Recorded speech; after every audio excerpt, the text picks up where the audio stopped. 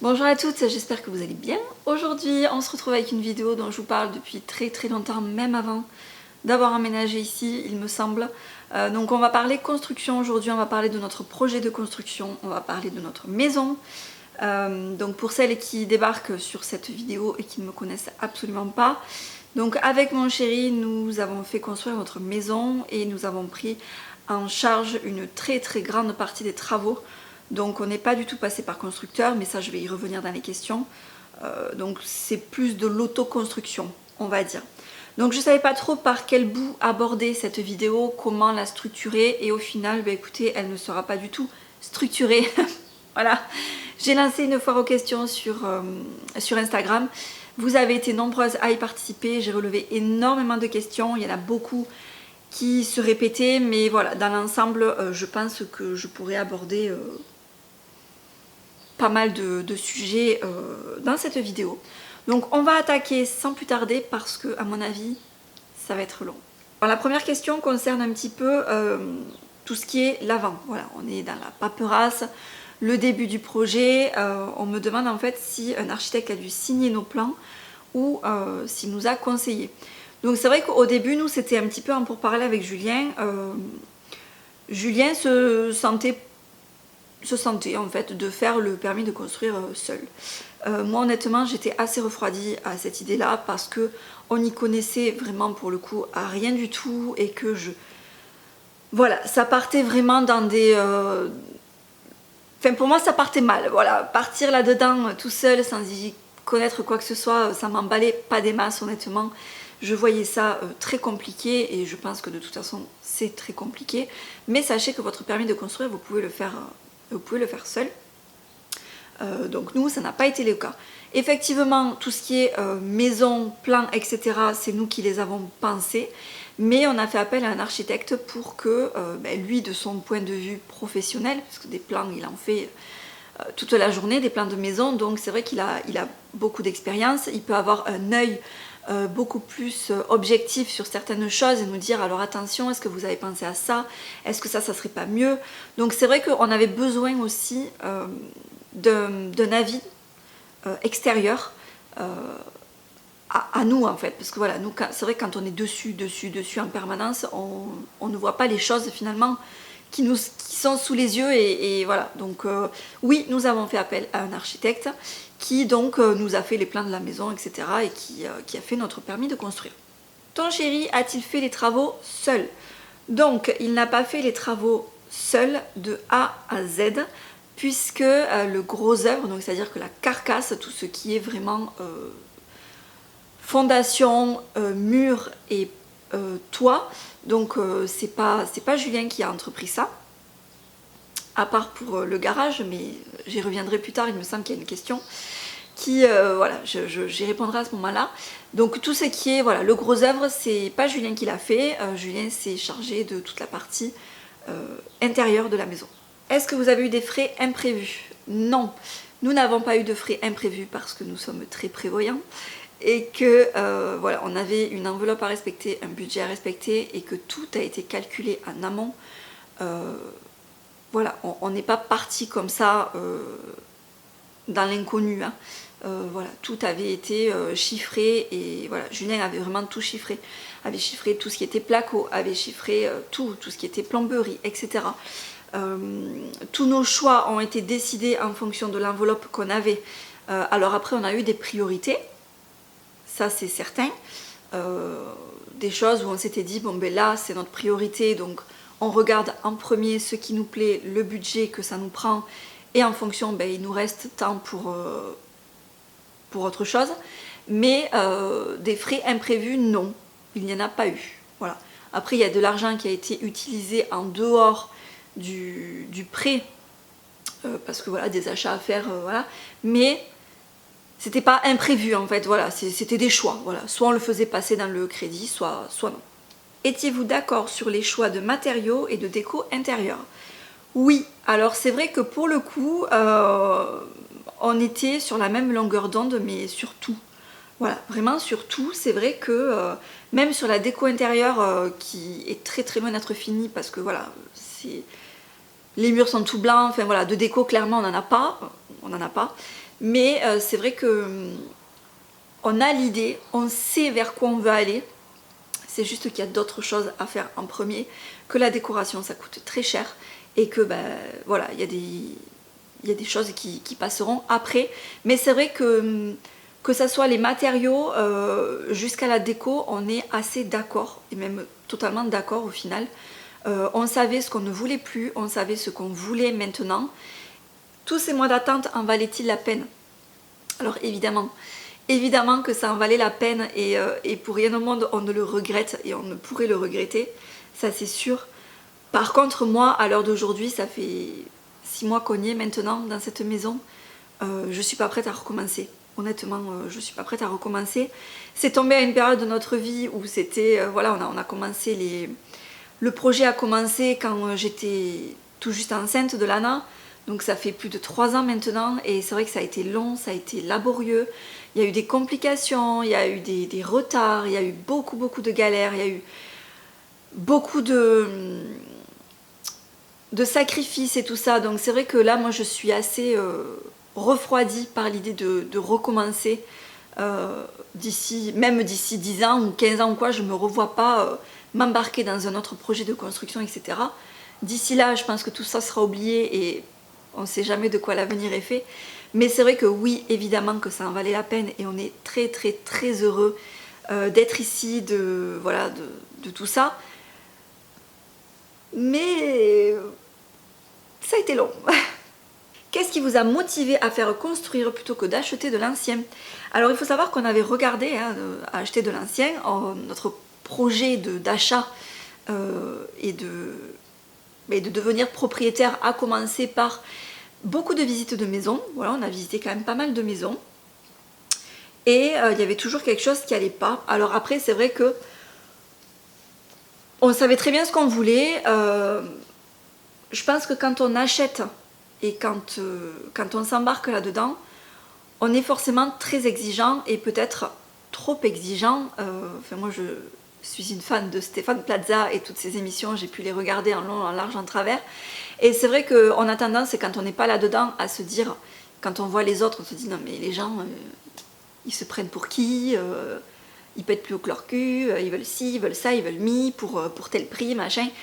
Mais c'est vrai que quand on y est, et c'est le projet d'une vie, c'est un emprunt sur plusieurs années, c'est important comme c'est pas n'importe quoi d'acheter une maison, quoi. C'est très important. Et c'est vrai qu'on veut le meilleur absolument, et donc peut-être qu'on était... Enfin, voilà, on savait ce qu'on voulait, et concrètement, tout ce qu'on voyait, ça ne nous correspondait pas. Et en fait, on trouvait, honnêtement, on trouvait ça cher pour ce que c'était. Voilà.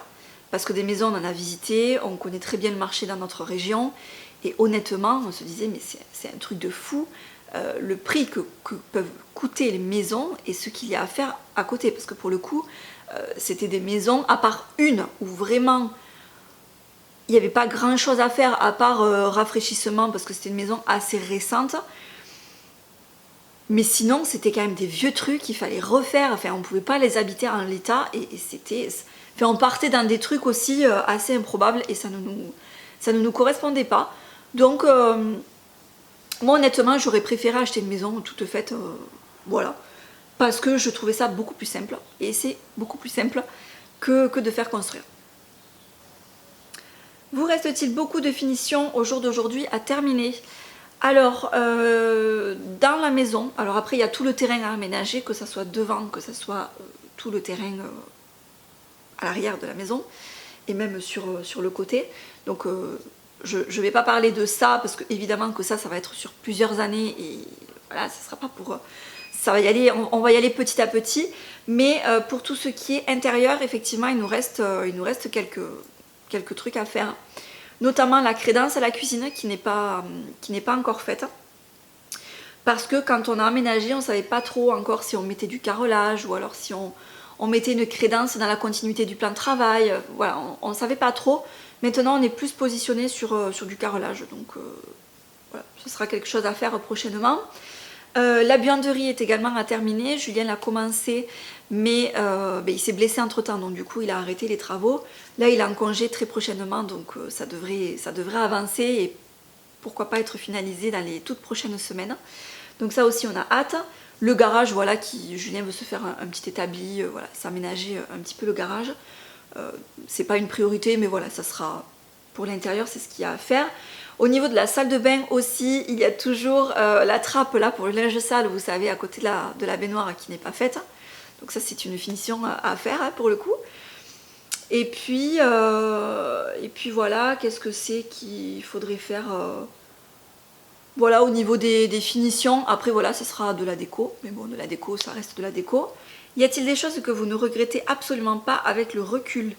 Alors je sais plus dans quelle thématique c'était parce que la personne m'a posé plusieurs questions, il me semble.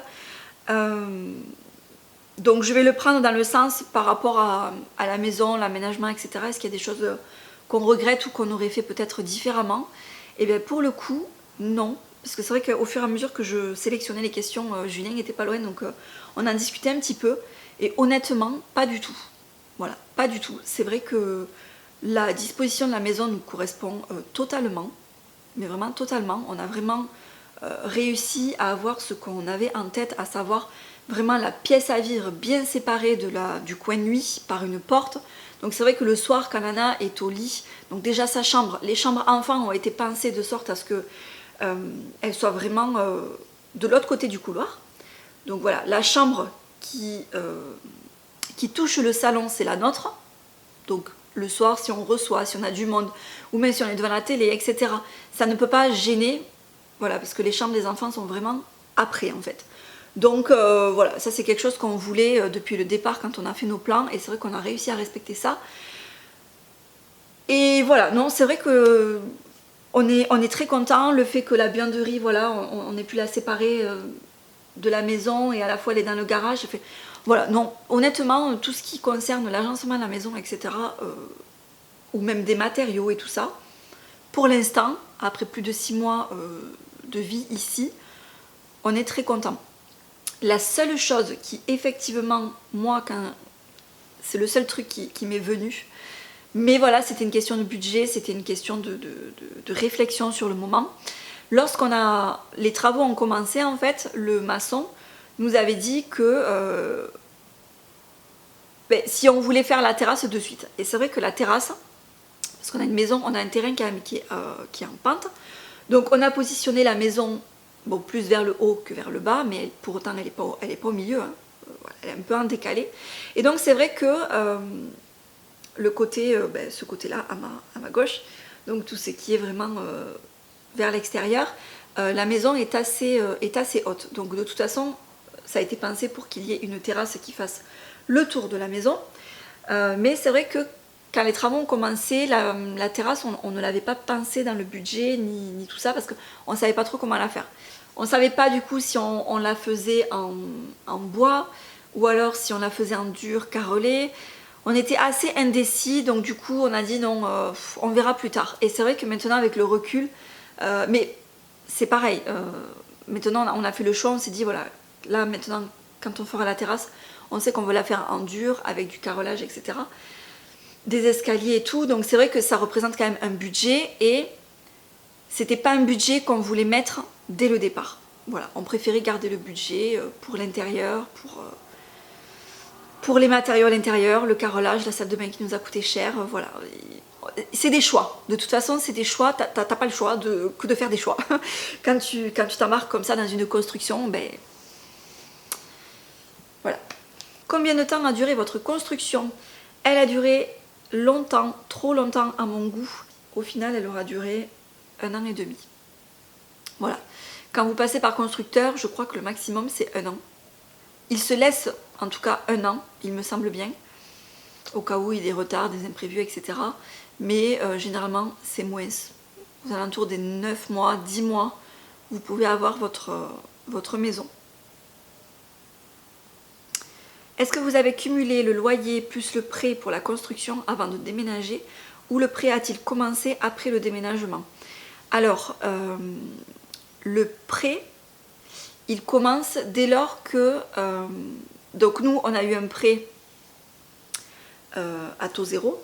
Et en fait, quand vous commencez la construction, vous commencez par débloquer l'argent à taux zéro. Dès que cette somme-là est débloquée en totalité et que vous enclenchez sur le crédit à proprement parler, c'est là en fait que vous commencez à payer soit votre crédit, soit des frais intercalaires. Donc nous, ça a été des frais intercalaires en fait en fonction de la somme de déblocage. Il y avait, voilà, tous les mois, en fait ça varie tous les mois, tous les mois c'est une somme différente. Et donc c'était ça qu'on payait. Voilà, mais effectivement, il y en a qui font le choix par exemple de rendre leur location et d'aller vivre chez les parents le temps de la construction, comme ça ils peuvent enclencher directement sur leur mensualité de crédit. Ça après c'est un choix, nous on ne voulait pas, voilà, on pouvait se le permettre financièrement, ces frais intercalaires, donc du coup c'est ce qu'on a fait. Pourquoi ne pas être passé par un constructeur? Alors on en a rencontré un ou deux je crois, des constructeurs, et honnêtement on trouvait ça trop cher par rapport aux prestations qu'on espérait. Alors après il y en a qui vont peut-être trouver ça prétentieux ou quoi que ce soit, mais c'est vrai que nous c'était pas notre... Voilà, on avait encore une fois, on avait des envies, il y en a qui diront que c'est des exigences ou quoi que ce soit, mais voilà, on avait... Ouais, pourquoi pas, on avait des exigences, on savait ce qu'on voulait, et par rapport à ce qu'on voulait, le constructeur ne pouvait pas nous le proposer au prix qu'on pouvait y mettre, tout simplement. Donc, du coup, ça a été un choix quand même assez... comment dire? On n'y a pas trop réfléchi en fait. C'est vrai qu'on a rencontré un ou deux constructeurs par curiosité, mais au fond on savait que c'est Julien qui le ferait, parce que voilà, Julien se le sentait, il est très manuel, il avait déjà fait beaucoup de choses dans notre précédente maison, puisque quand on a aménagé dans notre ancien logement, il fallait tout refaire, donc il avait déjà tout refait, donc il se le sentait capable, voilà, il l'avait déjà fait et il savait le faire, et voilà, et même lui de lui-même savoir que d'autres personnes allaient... Enfin, Julien c'est quelqu'un de très perfectionniste en fait, donc ça peut être une qualité comme un défaut, croyez-moi, mais c'est vrai que l'idée même de voir des personnes travailler dans notre maison, quand tu sais, quand tu t'y connais, il aurait vu le moindre défaut, le moindre truc qui lui allait pas, il aurait pété les plombs, donc ça je le sais d'avance. Moi quand tu connais rien, mais quand tu connais, il y a forcément des trucs que lui il aurait fait différemment, et cette idée-là ne lui allait pas en fait, tout simplement ça lui allait pas, voilà, lui il voulait faire sa maison, donc du coup c'est vrai que assez naturellement on en est venu à cette conclusion, donc de le faire nous-mêmes. Est-ce que les frais de notaire étaient inclus dans votre prêt? Oui, bien sûr, tout était compris dans le budget total. Le plus compliqué dans le projet. Le plus compliqué dans le projet, moi je dirais que au final ça a été tout ce qui concerne l'administratif. Le tour des banques. Alors il y en a beaucoup, je vois, qui passent par courtier. Nous, c'est vrai qu'on n'est pas du tout passé par courtier. On a démarché je ne sais pas combien de banques. Je me rappelle, j'étais enceinte à l'époque, et j'étais enceinte de Lana, j'étais en arrêt de travail, et du coup je m'occupais d'appeler les banques, de prendre rendez-vous, pareil avec l'architecte, etc. Donc tout ce qui était administratif, quand j'y repense, ça m'a pris la tête, je déteste ça. Il faut savoir que je travaille dans l'administratif, la paperasse pour les autres, je m'en occupe toute la journée, mais quand il s'agit de m'occuper de ma paperasse à moi, c'est juste un calvaire et un enfer.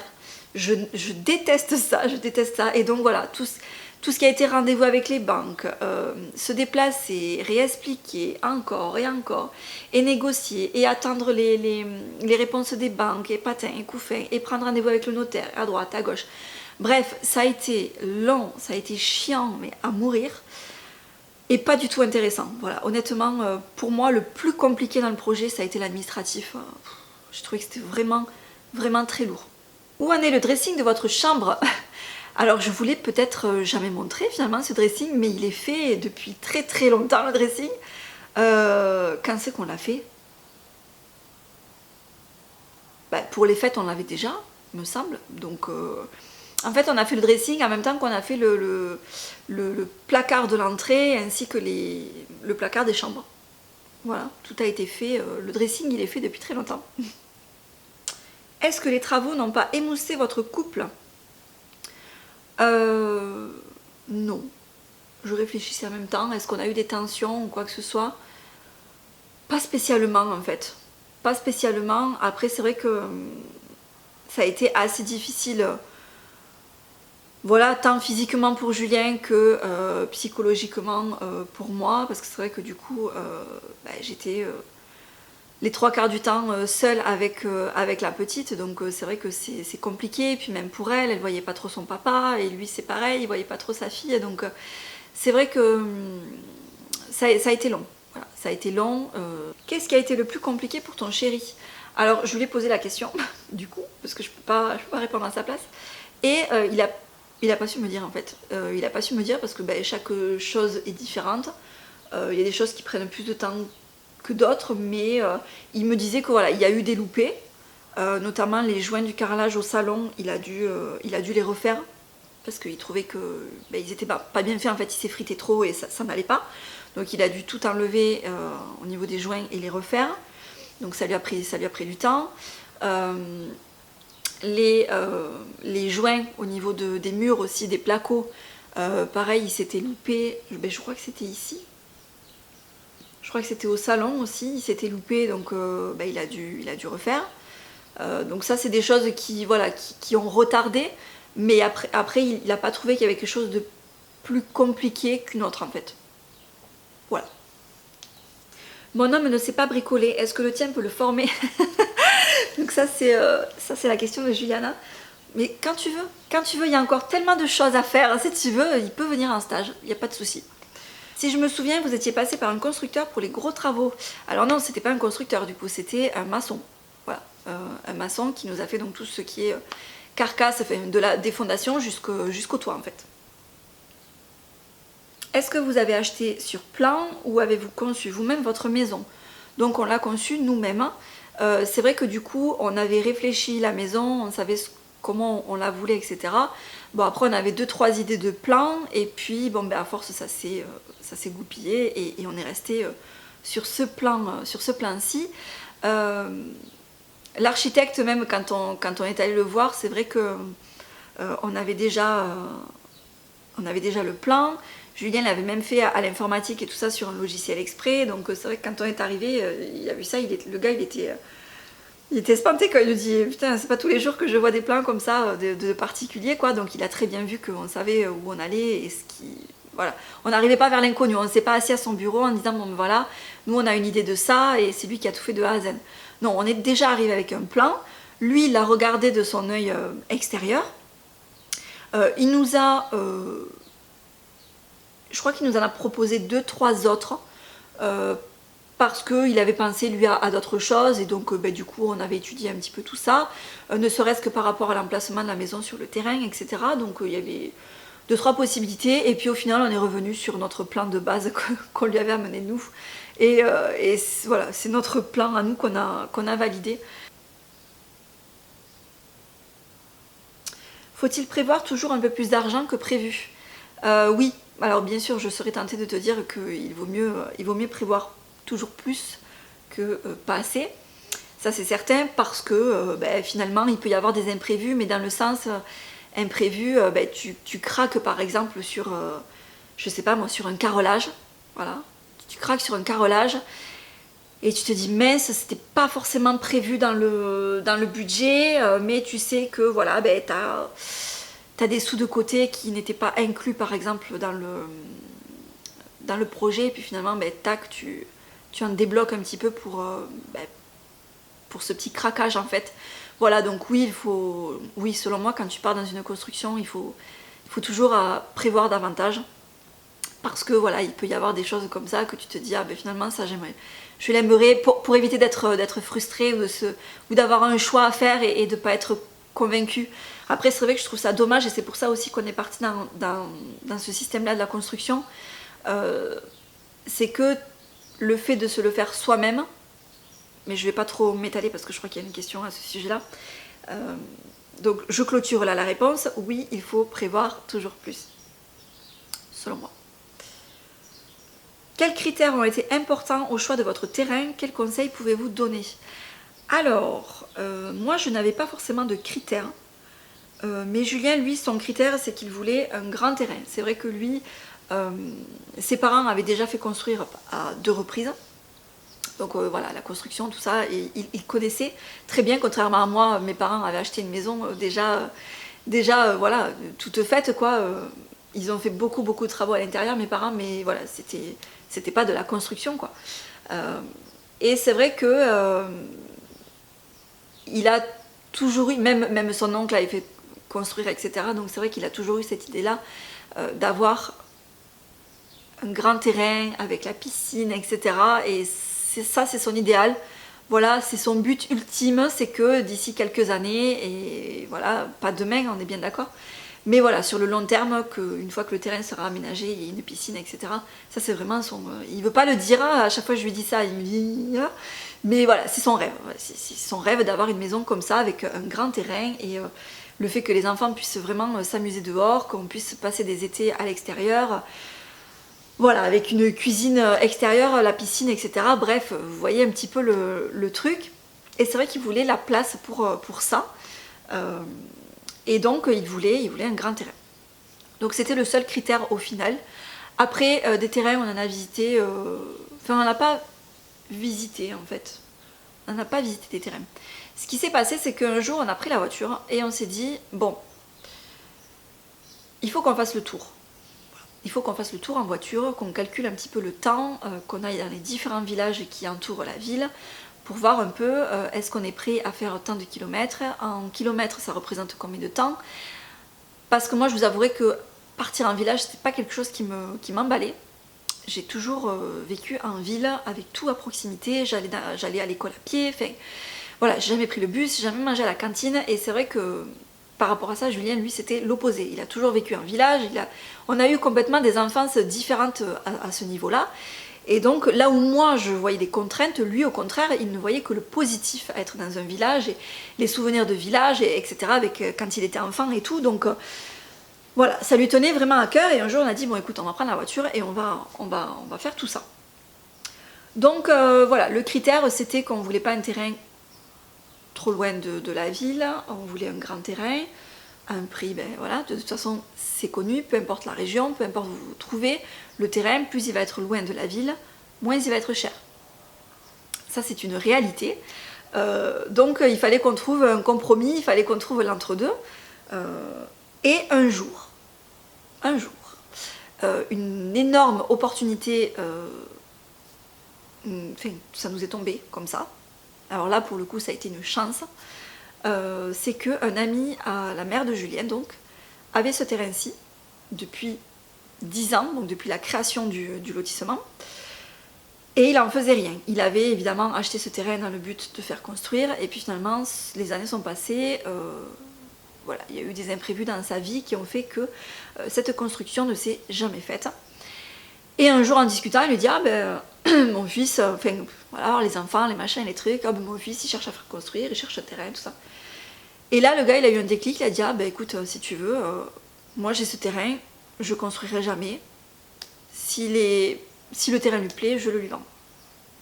Et c'est comme ça, donc on est venu sur ce terrain, le visiter, et que ben voilà, on a eu un bon prix. Le terrain n'était même pas en vente, quoi, je veux dire, on n'aurait pas pu le trouver comme ça tout seul. On a eu vraiment la chance que ça soit une connaissance pour le coup.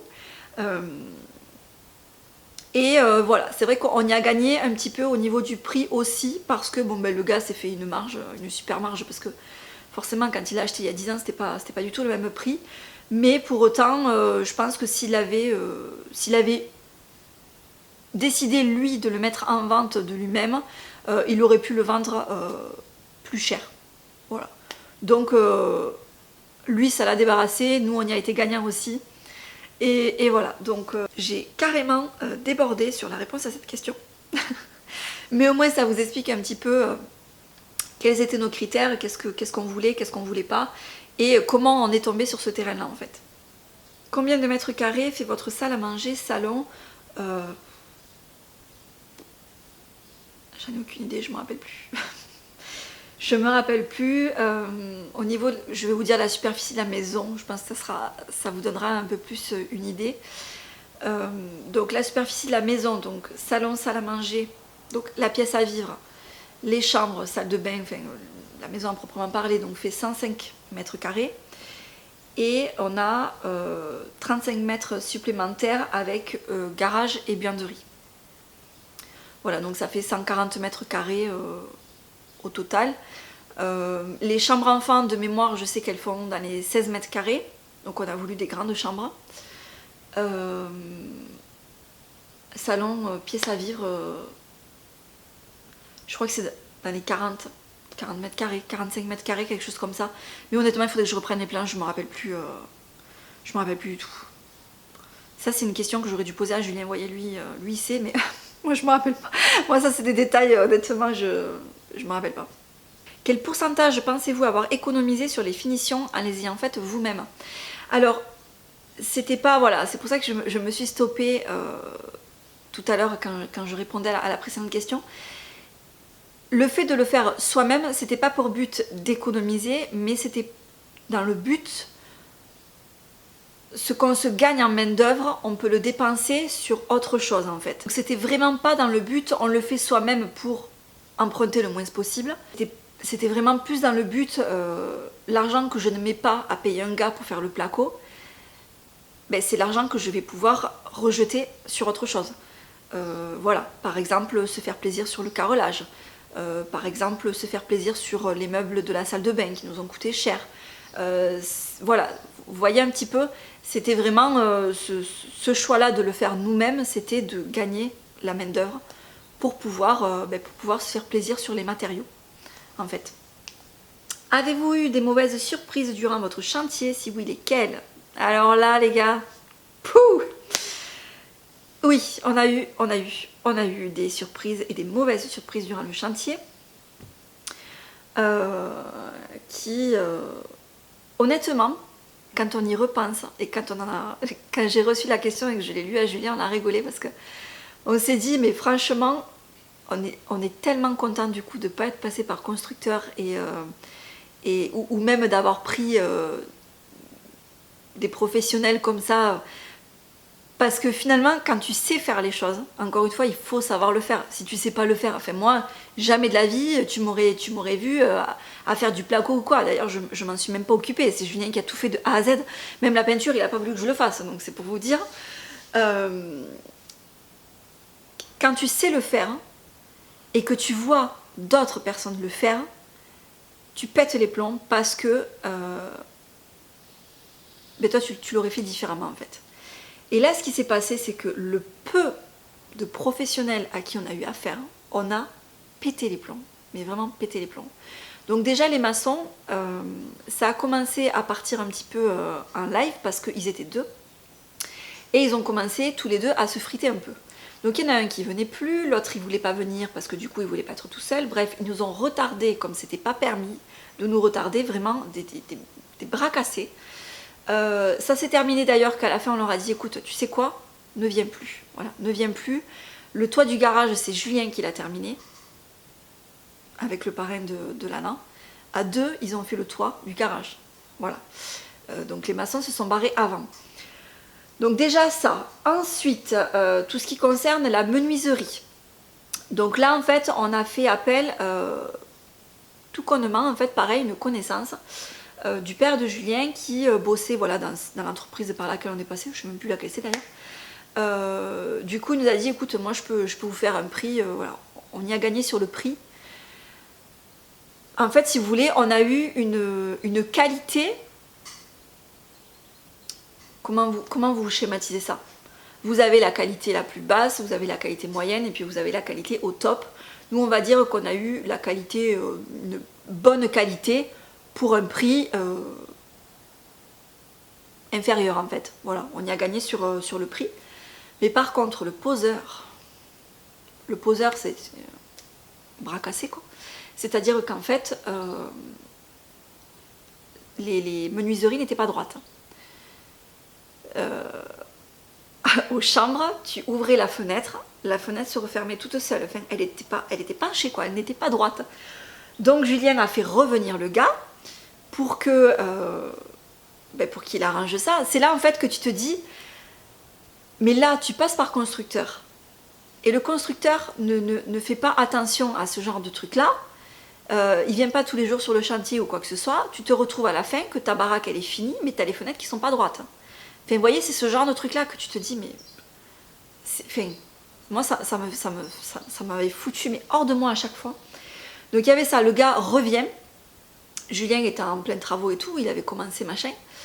Le gars revient et devant Julien, il dit non mais il n'y a pas de problème et tout, la fenêtre, bref, il avait vraiment pas envie de se casser le cul.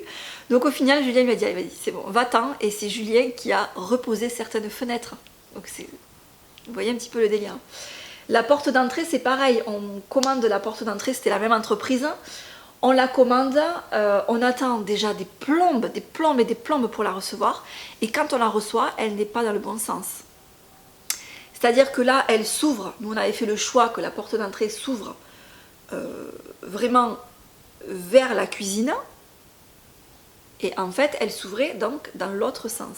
C'est-à-dire que vraiment, pour rentrer, il fallait ouvrir la porte d'entrée en grand pour arriver dans la maison, en fait. Là où, quand tu l'ouvres dans l'autre sens, tu es déjà... Enfin, je sais pas si c'est très clair ce que je dis, mais... Donc là encore, vas-y, rappelle-les, tu leur dis que la porte n'est pas dans le bon sens. Là, c'est eux qui commencent à faire la gueule en disant, bon, ben écoutez, gardez-la, on vous fait un prix sur la porte, réfléchissez-y, machin. Et là, en fait, c'est là que tu dois peser le pour ou le contre. Tu te dis finalement, est-ce que tu es à quelques semaines près? Est-ce que à quelques semaines près, tu gardes cette porte posée à l'envers en fait, enfin, avec l'ouverture pas dans le sens que tu voulais? Et là tu dis ben non, non, je suis désolée, c'est pas ça qu'on avait voulu, c'est pas ça qu'on voulait, donc votre porte vous la reprenez et puis vous, voilà quoi, vous démerdez en gros, vous réenclenchez sur une construction parce que forcément c'est du sur-mesure, c'est du... Voilà, ils n'ont pas un stock de portes dans leur entrepôt et ils ne te livrent pas comme ça la porte. Il a fallu que ça reparte en construction, etc. Et donc bref, ça nous a fait perdre un temps fou. Ensuite, au niveau de la chape de la maison, donc la chape n'était pas droite. Donc là aussi, Julien, il est venu, il a constaté que la chape n'était pas droite. Il appelle le mec, il lui dit écoutez, la chape n'est pas droite. C'est-à-dire qu'en gros, pour schématiser, tu mettais une bille à un endroit de la maison, elle roulait. La chape n'était pas droite. Donc le gars il dit mais comment ça elle n'est pas droite et tout ça. Il revient et effectivement il s'est trouvé que il a quelques temps, bon évidemment il est revenu, il a refait tout ça, tout a été réglé, mais il a envoyé une facture à Julien, je crois, pour lui prouver que effectivement c'était son matériel qui était défectueux et qu'il l'avait envoyé en réparation. Donc s'il faut, le gars, il avait déjà fait 2, 3, 4, 5, 6 chapes avant dans d'autres maisons et les mecs se sont retrouvés avec des chapes pas droites et ils s'en sont même pas aperçus. Et c'est vrai que tu te dis, mais c'est un truc de dingue quoi, c'est un truc de dingue. Comment enfin, on est tombé à chaque fois sur des bras cassés. Donc heureusement qu'on a pu gagner un petit peu, grappiller des sous parce que du coup, il y a eu des gestes qui ont été faits, mais putain... Il y a de quoi péter les plombs quoi, il y a de quoi vraiment péter les plombs. Et tu contentes du parquet et niveau entretien. Alors ça n'est pas du parquet, on n'a pas de parquet, on a du carrelage imitation parquet dans toute la maison, que ce soit dans la pièce à vivre comme dans les chambres. Le motif n'est pas le même, le ton n'est pas le même, mais nous n'avons pas de parquet, ce n'est que du carrelage. Quelle est ta plus grande fierté dans ta maison et celle de Julien? Moi, ma plus grande fierté dans la maison, c'est que c'est mon homme qui l'a construite, donc c'est une grande fierté, rien que ça, je suis tellement, mais tellement fière de lui, c'est un truc de fou ce qu'il a réalisé, quoi. Il a construit notre maison, enfin, c'est un truc de fou, et je pense que lui aussi, de toute façon, il en est très fier, et c'est ce qu'il voulait, il a réussi à le faire, donc il en est très fier. Et notre fierté, c'est ça en fait, c'est d'avoir fait ce projet, vraiment ça nous a pris du temps, de l'énergie, mais on y est arrivé, on l'a fait et on est vraiment très très heureux de l'avoir tenu quoi. comment t'es-tu inspirée pour l'idée de la déco, choix du carrelage, etc. Alors, après tout ce qui est matériaux, etc., c'est vrai que c'est en faisant le tour des magasins de bricolage et tout ça que tu te fais une idée, que tu te dis, bon mais ça j'aime bien, ça j'aime moins. Puis après au niveau des inspirations, j'ai passé beaucoup de temps sur Pinterest aussi pour voir ce que j'aimais pas. Enfin quand je dis je, c'est on en fait, puisque je sélectionnais, regardais Julien. Mais c'est vrai qu'on avait les mêmes goûts, donc je savais ce qui lui plairait et ce qui lui plairait pas. Et voilà en fait, donc ça a été beaucoup sur internet et puis ensuite directement après en magasin quand tu y vas et que tu vois tout ce qui est exposé et tout ça, voilà, assez rapidement quand même tu te fais une idée. Avez-vous dépassé votre budget? Nous aimerions bientôt faire construire aussi. Non, nous n'avons pas dépassé notre budget. Après on a mis beaucoup d'emprunts dans le projet. Donc du coup ça nous a permis de réduire considérablement l'emprunt. On a gardé quand même des sous de côté pour... parce qu'il faut quand même toujours des sous de côté selon moi pour voilà, la bagnole qui tombe en panne, voilà, les contretemps ou les trucs, comme je disais tout à l'heure, tu craques sur un carrelage qui est plus cher que ce que tu avais prévu et c'est vrai que quand tu fais construire comme ça, c'est le projet d'une vie. Si tu fais construire, c'est pour l'avoir à ton goût, la maison. C'est toi qui l'as pensé, qui l'as réfléchi. Donc on trouvait ça dommage en fait de se retrouver frustré parce qu'on ne pouvait pas se payer ce qu'on voulait. Alors après, évidemment qu'on était réaliste et qu'on n'aurait pas mis du marbre dans la maison. De toute façon, c'est pas quelque chose qui nous plaît, mais voilà, pour vous donner un exemple. On n'allait pas mettre du marbre au sol et de l'or sur les murs, mais voilà, tout en restant raisonnable et que ça reste dans notre, grosso modo quand même dans notre budget, on voulait pas être frustré et se dire mince, on n'a pas pu avoir ce truc là parce qu'il nous manquait un petit peu en fait. Voilà, donc tout a été pensé, voilà, tout a été calculé de sorte à ce que on ne dépasse pas, mais qu'à la fois on puisse quand même se faire plaisir. Et enfin, donc la dernière question, est-ce que la rumeur dit vrai que la construction revient plus cher qu'un achat? Alors la construction, selon moi, ne revient pas plus cher qu'un achat, puisque tu as ton enveloppe pour acheter une maison, logiquement c'est la même que tu as pour faire construire ta maison. Donc en soi, si tu peux emprunter tant pour acheter une maison, ben, tu peux emprunter tant pour construire ta maison. Donc de ce niveau-là, c'est pas forcément plus cher. Là où c'est plus cher effectivement la construction, c'est tout ce qu'il y a à côté, c'est-à-dire les taxes. Oui, et c'est là qu'il peut y avoir des imprévus en fait chez certaines personnes. Nous là d'ailleurs on en attend une de taxe là qui devrait tomber, si c'est pas cet été, ça sera peut-être l'été prochain. On sait très bien que voilà, les impôts, un de ces quatre, ils vont venir toquer, d'un coucou, tu nous dois 4 000 €. Voilà, donc tout a été... Il faut vraiment bien se renseigner et savoir ce que tu dois payer et quand tu dois le payer. Nous, on sait que le jour où les impôts... Alors, on ne va pas le leur demander, hein, on attend. On sait très bien qu'ils ne nous oublieront pas de toute façon. Mais voilà, le jour où ils viendront en nous disant, voilà, tu nous dois tant, et ben voilà, tout a été mis en œuvre de sorte à ce que on puisse payer la taxe sans avoir les gouttes qui nous coulent et en se disant mon Dieu, mon Dieu, mon Dieu. Voilà, ça c'est des choses à prévoir. Donc effectivement la construction coûte cher parce qu'il y a beaucoup de choses à payer à côté. Et puis ensuite tu as le foncier qui s'ajoute. Mais ça c'est pareil si tu achètes une maison de toute façon. Mais voilà, oui, ce qui coûte cher ce sont les taxes à côté, effectivement, qu'il ne faut pas oublier. Et bien écoutez, voilà pour cette vidéo, j'espère que ça vous aura plu, elle aura été extrêmement longue, donc merci à ceux qui seront restés jusqu'à la fin, ou en tout cas, voilà, peut-être que vous l'aurez regardé en plusieurs fois. J'espère que ça aura voilà, répondu à pas mal de vos questions, si vous vous posiez des questions un petit peu.